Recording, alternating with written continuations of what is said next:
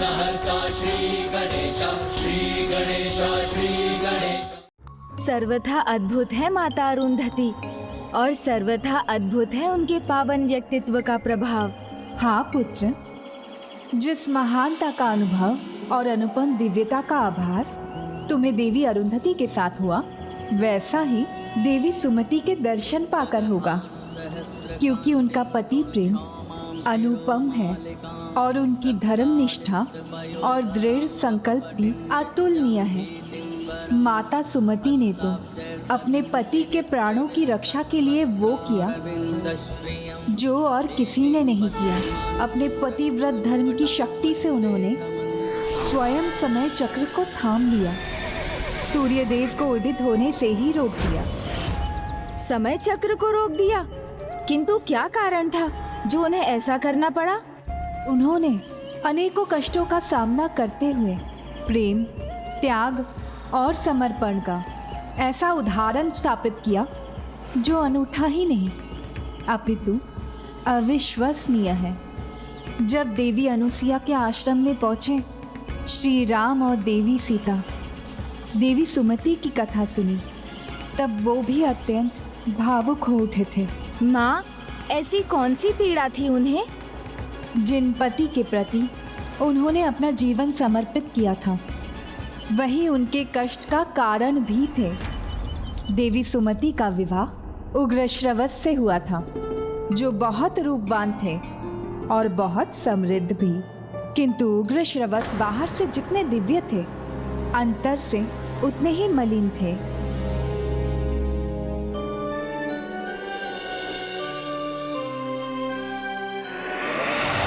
बस बंद करो ये सब। मैं नृत्य का आनंद लेने जा रहा था, व्यर्थ ही विलंब करवा दिया। स्वामी रुकिए। अब क्या हुआ? ये दीप आपको आहत कर सकता था। जाइए, अब मैं नहीं रोकूंगी आपको।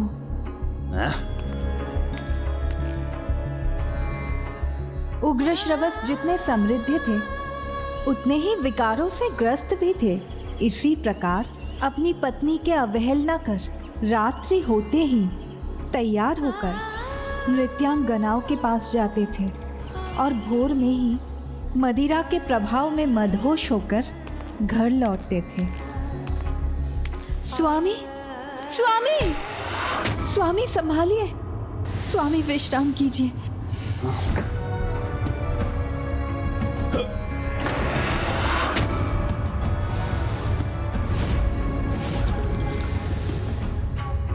स्वामी जल लीजिए। नहीं लेता मैं।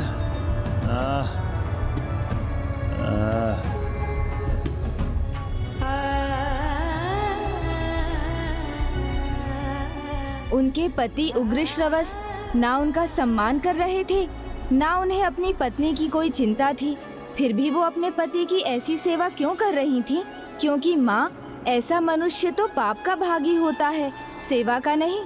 पुत्र, पाप का भागी तो उन्हें बनना ही था, और वो समय भी आ गया जब वो अपने पापों के कारण अपना धन, पद, समृद्धि ही नहीं, अपनी सुंदर काया, अपना मनोहर रूप भी खो बैठे। उन्हें भयंकर रोग लग गया।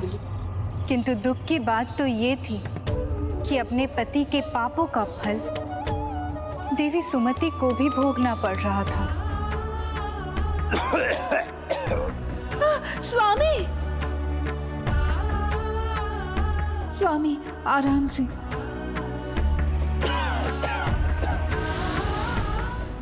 स्वामी औषधि लीजिए।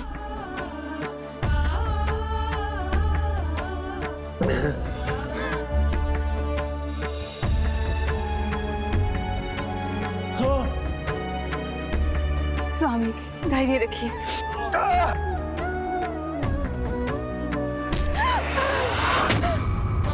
क्यों कष्ट दे रही हो मुझे? चली जाओ यहां से। नहीं स्वामी, मुझे अपनी सेवा से वंचित मत कीजिए।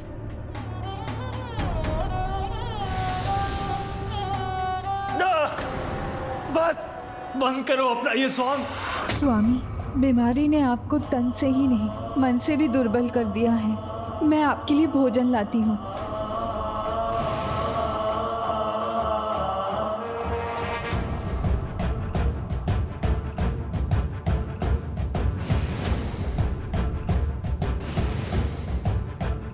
माँ, जिनके मन में उनके प्रति तनिक भी कृतज्ञता नहीं थी, उनकी सेवा क्यों कर रही थी माता? ये समझ पाना सरल नहीं है पुत्र। उग्रश्रवस उन्हें जितना दुत्कारते थे वो उतनी ही सेवा करती थी। और इसका तो एक ही अर्थ हो सकता है कि घृणा बुराई से मत करो। इसलिए वो अपने पति को बुराई के मार्ग से अच्छाई के मार्ग पर लाने के लिए सभी कष्टों को सह रही थी।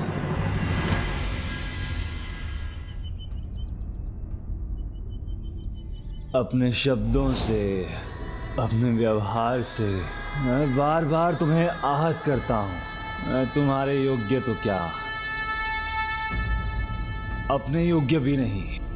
हर प्रकार से मैं तुम्हें चोट पहुंचाता हूं। तुम्हारी तनिक भी देखभाल नहीं कर सकता, फिर भी तुम इतनी निष्ठा से मेरा ध्यान क्यों रखती हो? स्वामी, आपके प्रश्न के उत्तर के भीतर मेरे प्रश्न का उत्तर छिपा है। यदि हमारे अपने भवन का कोई भाग क्षतिग्रस्त हो जाए तो हम क्या करेंगे, बताइए। उसका पुनर्निर्माण? कदाचित आपको आपके प्रश्न का उत्तर मिल गया होगा ना स्वामी। अच्छा, तो मैं तुम्हारे लिए जीर्ण शीर्ण भवन के समान हूं, जिसका किसी को कोई लाभ नहीं। नहीं नहीं स्वामी, मेरे ये कहने का आशय नहीं था। कर्तव्य तो मेरा कर्म है, मेरा धर्म है, ना कोई शर्त, ना कोई मांग है। मैं तो आपकी अर्धांगिनी हूँ, और अर्धांगिनी का अर्थ आधा अंग होती है। आपकी सेवा ना करना ही मेरा पाप है। स्वामी, मैं भोजन लेकर आती हूँ।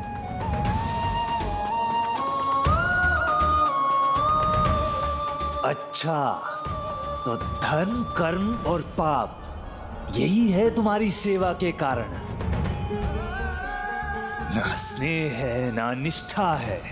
महान बनने का बहुत ही उचित उपाय किया है तुमने, किंतु मैं तुम्हारी दया का पात्र नहीं बनूंगा। मुझे तुमसे कुछ नहीं चाहिए। जाओ, मुझे अकेला छोड़ दो और चली जाओ यहाँ से। स्वामी, ये आप क्या कह रहे हैं? स्वामी, ये मेरा प्यार है आपके लिए, और मैं इसी प्रकार प्रेम पूर्वक अपना कर्म करती रहूंगी। किसे पता कब मुझे अपने अच्छे कर्मों की आवश्यकता पड़ जाए। मैं ऐसे ही तुम्हारे साथ दुर्व्यवहार करूंगा, तब भी। हाँ स्वामी, मुझे अपने धर्म, कर्तव्य और अपने पति धर्म परायणता पर पूर्ण विश्वास है। जिस प्रकार आज आपने मेरे प्रति अपने सभी दुर्व्यवहार को स्वीकार किया, उसी प्रकार एक दिन आप मेरे प्रति सभी त्रुटियों को स्वीकार करेंगे। मूर्ख, तुम क्या कल्पना कर रही हो? मैं बदल जाऊंगा? कदापि नहीं। तो मैं भी नहीं बदलने वाली स्वामी। मैं भी अपने धर्म पर अडिग रहूंगी। अपने पति के प्रसन्नता के लिए मैं सब कुछ करूंगी। मदिरा पान से प्रसन्न होता हूं मैं, तुम्हारे साथ नहीं। नृत्यांगनाओं के साथ अपना समय बिताने से प्रसन्नता पाता हूं मैं। कहो, ये सब कर सकोगी तुम? ले जाओगी मुझे नृत्यांगनाओं के पास, उनके नृत्य से मुझे प्रसन्नता दिलवाने? स्वामी, तुम्हारे साथ नहीं, नृत्यांगनाओं के साथ अपना समय बिताने से प्रसन्नता पाता हूं मैं। ले जाओगी मुझे नृत्यांगनाओं के पास?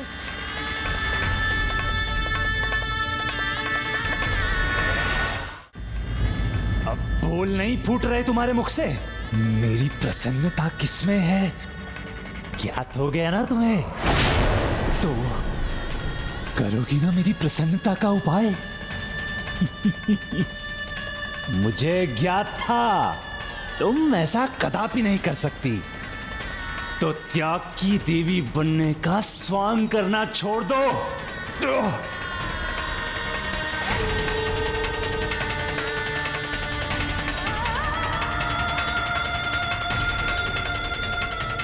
सर्वप्रथम आप भोजन कीजिए स्वामी। तत्पश्चात आप जिस नृत्यांगना के पास जाना चाहेंगे मैं स्वयं आपको ले जाऊंगी। पुत्र, मैंने कहा था ना, देवी सुमति के मनोभाव को समझना सरल नहीं। इतना कुछ होने पर भी देवी सुमति को अपने कर्मों, अपने कर्तव्य और अपने पति के प्रति अपने निस्वार्थ प्रेम पर अटूट विश्वास था, जिसके लिए वो कुछ भी करने के लिए तैयार थी।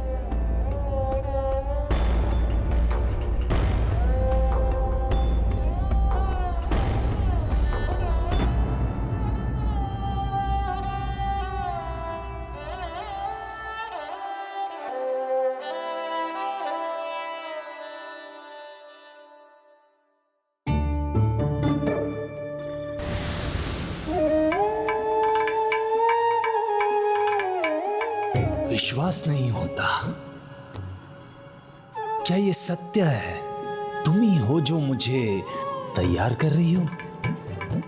कदाचित ये क्रीड़ा है तुम्हारी मेरे साथ। स्वामी, मैं अभी आई।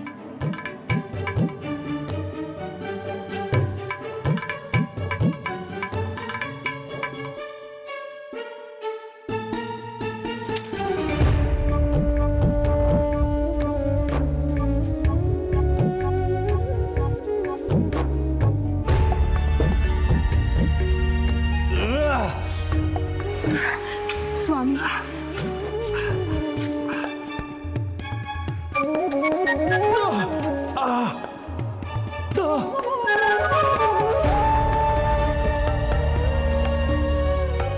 अरे कितनी असुविधा हो रही है मुझे।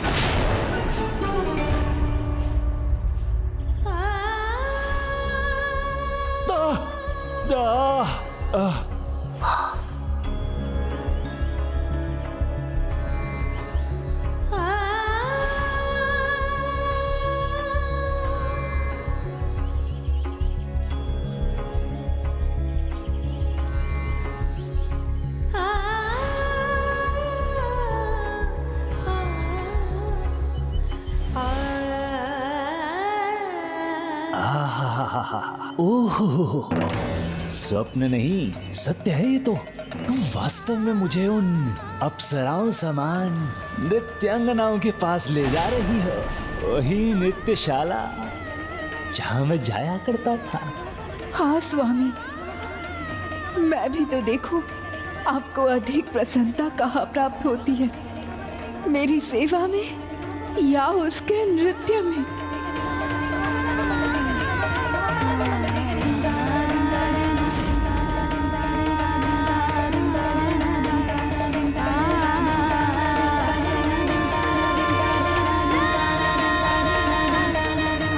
कितनी धीमी गति है तुम्हारी, गति बढ़ाओ, अन्यथा आज रात्रि नहीं कल भोर में पहुंचेंगे हम। और हाँ, तुम्हारी दाहिनी ओर एक छोटा सा मार्ग है, वहां से चलो।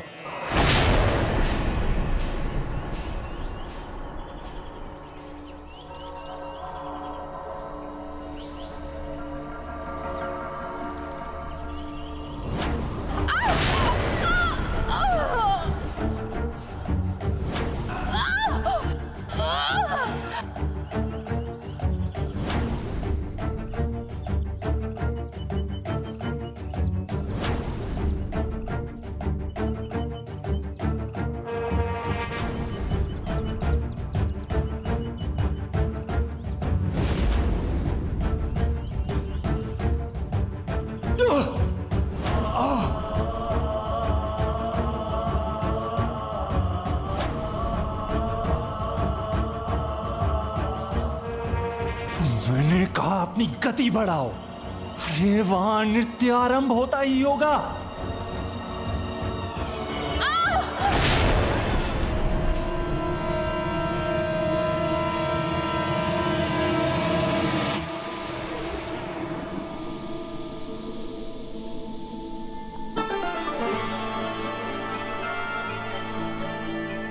मैंने तुमसे कहा था ना, मुझे नृत्य आरंभ होने से पहले नृत्यशाला पहुंचना है।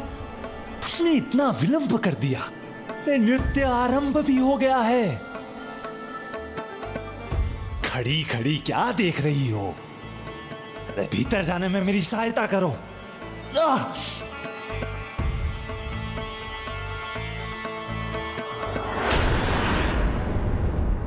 ये कैसा कुटिल स्वभाव है उग्रसवर का। उसकी पत्नी सुमति कितना बड़ा त्याग कर रही है उसके लिए, और उसे आभास तक नहीं, और ना ही उसके त्याग का कोई सम्मान। कोई इतना निष्ठुर, इतना कठोर कैसे हो सकता है? विलंब तो हुआ, किंतु आनंद आएगा अब।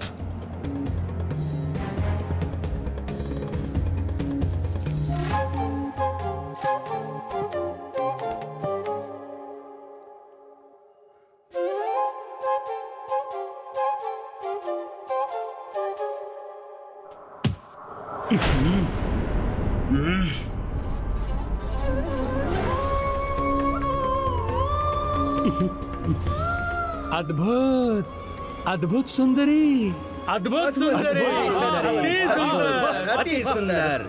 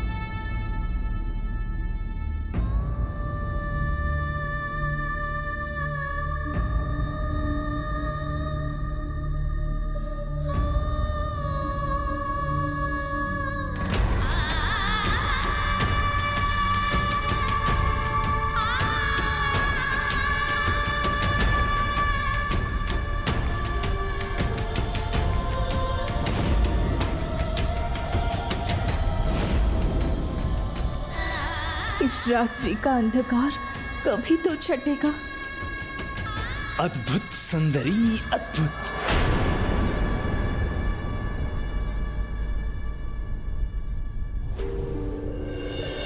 निकलो यहाँ से, निकलो, निकलो बाहर यहाँ से। स्वामी, स्वामी, स्वामी। आज तो इसे यहाँ ले आई हो, किंतु ध्यान रहे आज के बाद ऐसा ना हो। ले जाओ अपने रोगी पति को यहाँ से। स्वामी, ये तुम्हारा नहीं, मेरा कहा सुनेगी। मैं आऊंगा, फिर आऊंगा, और यही लेके आएगी मुझे, क्योंकि ये मेरे लिए कुछ भी कर सकती है। तो इसी के साथ प्रसन्न क्यों नहीं रहते? यहाँ क्यों आते हो हमारे पास? बस। स्वामी उठिए, चलिए यहाँ से।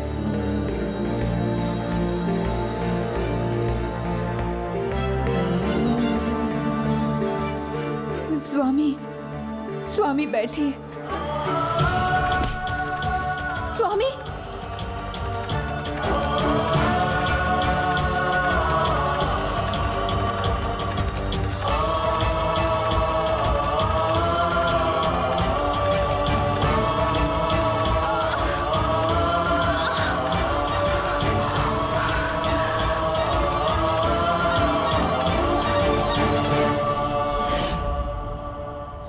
कैसी मनोहर काया है, कितनी उत्तम भाव भंगिमा है, आहा, और इतने मादक नयन उन अप्सराओं सी नृत्यांगनाओं के।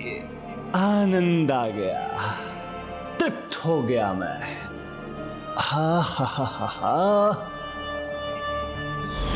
माँ, कितना कष्ट था उन्हें, कितना अपमान।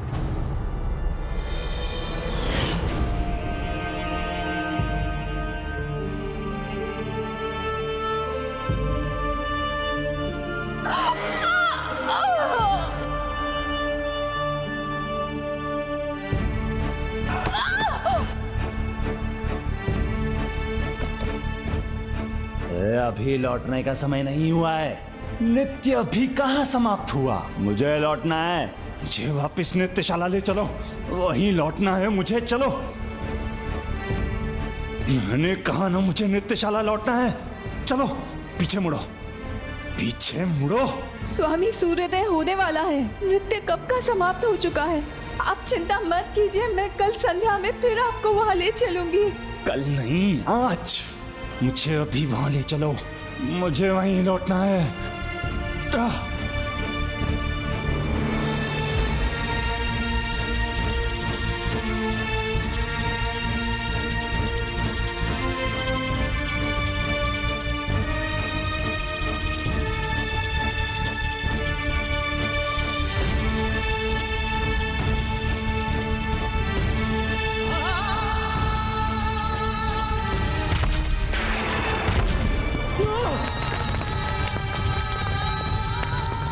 और मेरी हत्या करना चाहती हो क्या? तो मुझे विष दे दो ना। इस प्रकार असावधानी से मत चलो। अरे अभी चींटियां मुझे अपना आहार बना लेती। कौन है दुष्ट? कौन है?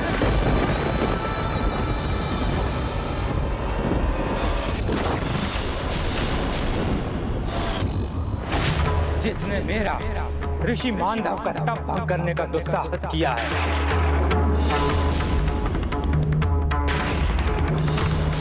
क्या करवा दिया तुमने? कहा था कि मुड़ चलो, ले जाओ नृत्यशाला। वो कर दी तो इनसे मेरा पाँव नहीं टकराता। अकारण मेरा तप भंग करने वाले तुम्हें जीवित रहने का कोई अधिकार नहीं। अतः मैं तुम्हें शाप देता हूँ। सूर्य की प्रथम किरण जब धरती को स्पर्श करेगी तो तुम्हारे प्राण यमलोक प्रस्थान करेंगे। तुम्हारे प्राण यमलोक प्रस्थान करेंगे। ऋषिवर ने क्रोध में ये कैसा शाप दे दिया। अब स्वामी के प्राणों की रक्षा कैसे करूं मैं? तो यही चाहती थी तुम, इसीलिए मुझे यहाँ लेके आई, ताकि मुझसे छुटकारा पा सको। उग्रश्रवस को उनके पापों का फल मिल रहा था और वो उसका दोष भी माता सुमति पर मढ़ रहे थे। हाँ पुत्र, कृतज्ञता का तो लेश मात्र भी नहीं था उग्रश्रवस में, किंतु उसके विपरीत के बाद देवी सुमति निष्ठा की पराकाष्ठा थी और अब वो अपने पति के लिए जो करने जा रही थी वो उनके अब तक के सभी त्यागों में से कहीं अधिक था। मेरा अंत देखने की इतनी लालसा थी तुम्हें तो मुझे उसी शैया पे पड़े रहने देती ना। वहीं पे पड़े पड़े मेरा अंत हो जाता। कम से कम जितना जीवन शेष है उतना तो जी लेता। अब तो किसी भी पल सूर्योदय हो जाएगा और मेरे प्राण पखेरु उड़ जाएंगे। फिर तुम्हें छुटकारा मिल ही जाएगा।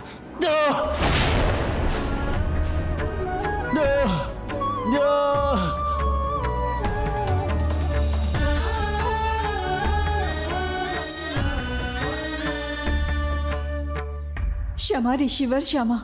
मेरे पति से भूल हुई। उन्हें क्षमा करने की कृपा कीजिए। अपना श्राप लौटा लीजिए। मेरे अंत की व्यवस्था करने के बाद अब ये स्वांग रचने की कोई आवश्यकता नहीं है। ये अपने स्वामी के प्राणों की भिक्षा मांग रही है और वो इसके लिए मात्र घृणा से भरे वचन बोल रहा है। भूल तो मुझसे हुई ऋषिवर। मैं ही इन्हें उठाकर ला रही थी, इसलिए जो भी दंड देना चाहिए मुझे दीजिए, परंतु मेरे सुहाग को मत उजड़ने दीजिए। असंभव। मेरा दिया हुआ श्राप वापस नहीं आ सकता। तो ये भूल अगर तुमसे हुई है तो ये दंड सर्वथा उचित है।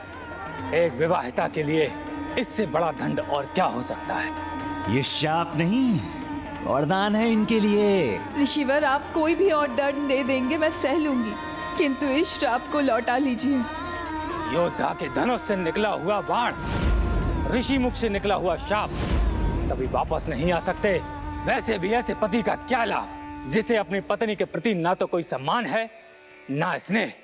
ऐसे पुरुष तो समाज के लिए किसी बोझ से कम नहीं। ऋषिवर, बस अब कुछ मत कहिए। मैं अपने पति के बारे में एक भी अपमानजनक शब्द नहीं सुन सकती।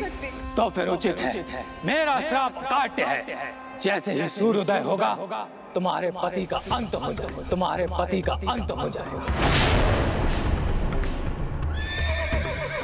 मेरी बरसों की कठोर तपस्या से अर्जित तपोबल के कारण मैं तो क्या, स्वयं त्रिदेव भी उपस्थित हो जाएं, तो भी मेरे श्राप को नहीं काट सकते। ऋषिवर, आपने अपने तपोबल से तो मेरे पति को श्राप दिया है, परंतु मुझे नहीं। किंतु आपके श्राप का प्रभाव तो मुझ पर भी पड़ेगा। वो कैसे? वामांगी यानी बाया अंग में, अर्धांगिनी यानी आधा अंग हूँ अपने पति की। अब ये तो संभव नहीं कि आपके श्राप का प्रभाव आधे अंग पर हो और आधे पर नहीं। पति पर आया ना हूँ। मेरे पति मेरे लिए देवता समान है, इसलिए उनके कष्ट, उनके सुख दुख और उनके पाप कर्म सभी की आधी भागीदार हूँ मैं। एक पत्नी का सच्चा धर्म और कर्तव्य किसी तप से कम नहीं। और मेरे पतिव्रत धर्म का तप ना कभी खंडित हुआ है और ना ही कभी दुर्बल होगा।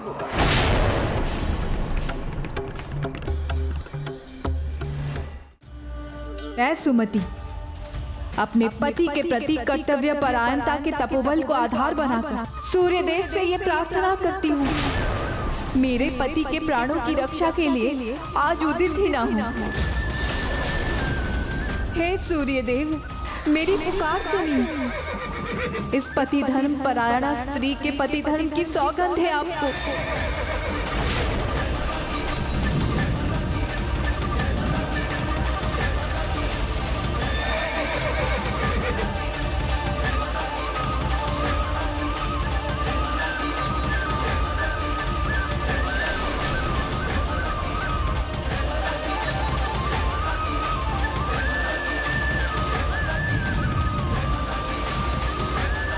अपने पति के प्रति कर्तव्य परायणता के तपोबल को आधार बनाकर सूर्य देव से ये प्रार्थना करती हूँ, मेरे पति के प्राणों की रक्षा के लिए आज उदित ही ना हो।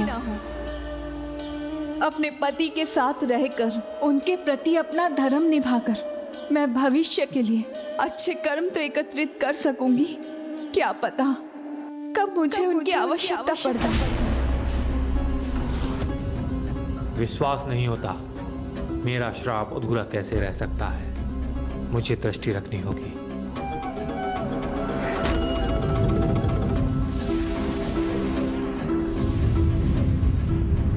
और इसी स्थिति में बहुत समय व्यतीत हो गया। सूर्यदेव के ना निकलने से सृष्टि चक्र थम गया।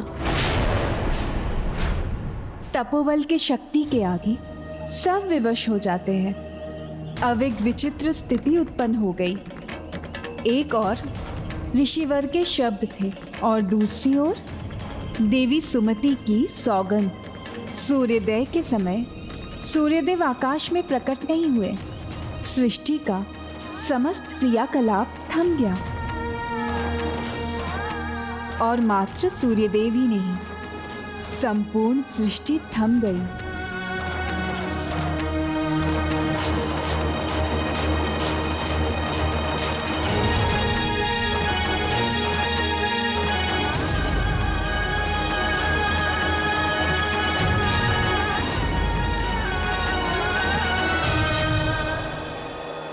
सृष्टि में ऐसी विकट स्थिति देखकर देवताओं की चिंता बढ़ गई।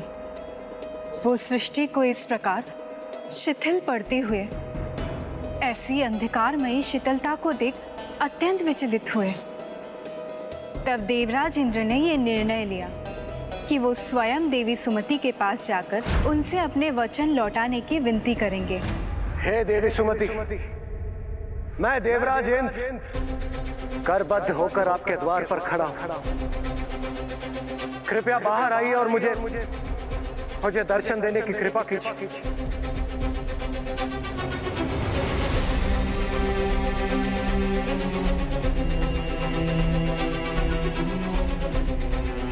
ये कैसे संभव है? एक नारी के शब्दों में इतनी शक्ति? सूर्यदेव को रोक दिया उसने।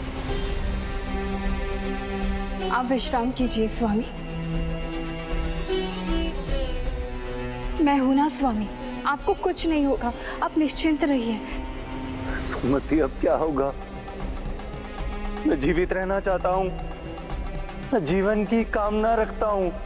तब तो मृत्यु भी आपको स्पर्श नहीं कर सकेगी स्वामी।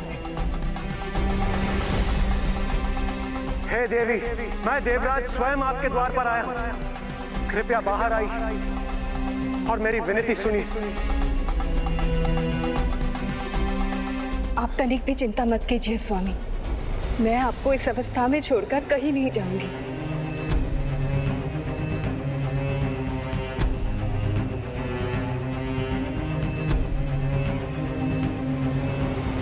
देवी, इस सृष्टि पर महासंकट छाया है। यदि आप बाहर नहीं आई तो घोर अनर्थ हो जाएगा। कृपा कर बाहर आइए, बाहर आ जाइए देवी सुमति, दर्शन दीजिए मुझे। स्वामी निश्चिंत रहिए। जब निरंतर निवेदन करने पर भी माता ने उनकी एक ना सुनी, तब निराश हताश होकर देवराज त्रिदेव के पास गए और उनसे इस समस्या का समाधान करने की विनती की। फिर क्या हुआ माँ? वो त्रिदेव जो सभी में सर्वोच्च है, जो अनंत है, अनादि है, जिनके दर्शन करने के लिए ऋषि मुनि वर्षों का कठोर तप करते हैं, उन्हें भी माता के पति धर्म परायणता के तपोबल के आगे समर्पण करना पड़ा और वो याचकों के समान देवी सुमति के द्वार पर गुहार लगाने लगे। हे देवी, हम त्रिदेव आपके द्वार पर आए हैं, इसीलिए आपसे निवेदन है, हमें दर्शन दीजिए। जो व्यक्ति दूसरों द्वारा किए गए अनुचित व्यवहार की उपेक्षा कर सदैव सत्कर्म करते हुए पुण्यों का संचय करते हैं, वे निश्चय ही उत्तम फल के भागी बनते हैं।